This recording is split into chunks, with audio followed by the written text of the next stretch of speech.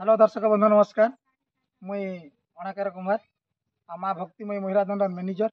मोर mobile number हूँ 7077680105 और आमर एवं बर्तमान पाद देचन नुआ नुआ आमर राधा आउ से राधा मुहर पय दी पद सुनमा तो से राधा को डाकू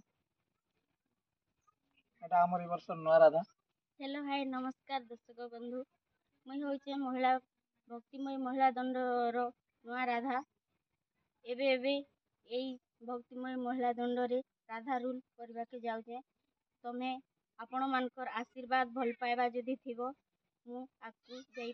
तो दर्शक बंधु आमर राधा नु तो टिके नच सुनले एरका आमर ढुलिया कर मुखर पय दी पद सुनु।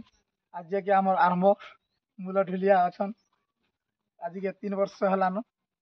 नमस्कार आज्ञा मैं हूँ किरटी वर्मा मोर घर हूँ कासलपुर मोर पंचायत हूँ ब्राह्मणीपाली मोर जिला बौद्ध मैं भक्तिमय दंडपाटे गढ़ीचे आरो आम मैनेजर घर को साथ देकर मुझे सागर चली आज्ञा तुम जेन बाटे जाऊे मुझे से बाटे वाला जाऊे आज्ञा।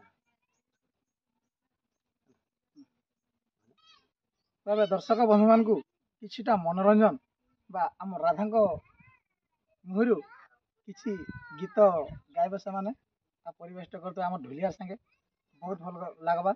आपण मैंने देखुन देखबार संगे संगे आमर भैरवी मीडिया के लाइक कमेंट शेयर सब्सक्राइब करूँ जमी से चैनल रे आमर वीडियो मान आगे आसी पारबा भी और आपण मान सहयोग द्वारा से चैनल भी आगे जाई पारबा और आपण लगे बहुत कुछ करूँ बोली आशा करूँ।